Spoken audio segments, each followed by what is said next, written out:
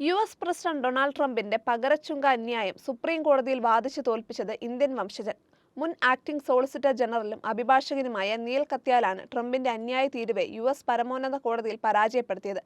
പ്രസിഡന്റിനേക്കാൾ ശക്തമാണ് ഭരണഘടന എന്ന് വിധിയിലൂടെ സ്ഥാപിക്കാനായെന്ന് നീൽ പറഞ്ഞു.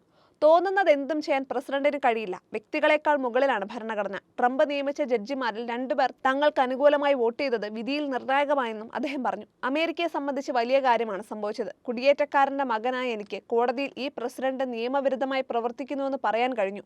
നിങ്ങൾ ലോകത്തിലെ ഏറ്റവും വലിയ ശക്തനായ മനുഷ്യനായിരിക്കാം, പക്ഷെ നിങ്ങൾക്ക് ഭരണഘടന ലംഘിക്കാൻ കഴിയില്ലെന്ന് പറയാൻ ഈ വിധി നമ്മെ പ്രാപ്തമാക്കുന്നുവെന്ന് അദ്ദേഹം കൂട്ടിച്ചേർത്തു.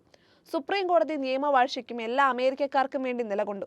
അതിന്റെ സന്ദേശം ലളിതമായിരുന്നു: പ്രസിഡന്റുമാർ ശക്തരാണ്, പക്ഷെ നമ്മുടെ ഭരണഘടന അതിലും ശക്തമാണ്. അമേരിക്കയിൽ അമേരിക്കൻ ജനങ്ങൾക്ക് നികുതി ചുമത്താൻ കോൺഗ്രസിന് മാത്രമേ കഴിയൂ എന്നാണ് അദ്ദേഹം പറഞ്ഞത്. ഇന്ത്യയിൽ നിന്ന് കുടിയേറിയ ശിശുരോഗ വിദഗ്ധയായ അമ്മയുടെയും എഞ്ചിനീയറായ പിതാവിന്റെയും മകനായി 1970 ഷിക്കാഗോയിലായിരുന്നു നീലിന്റെ ജനനം.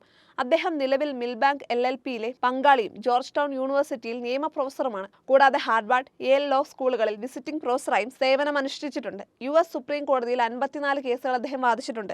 1998-99 കാലഘട്ടത്തിൽ അദ്ദേഹം നീതിന്യായ വകുപ്പിലെ ഡെപ്യൂട്ടി അറ്റോർണി ജനറൽ ഓഫീസിൽ ദേശീയ സുരക്ഷാ ഉപദേഷ്ടാവായും ഡെപ്യൂട്ടി അറ്റോർണി ജനറലിന്റെ സ്പെഷ്യൽ അസിസ്റ്റന്റായും സേവനമനുഷ്ഠിച്ചു.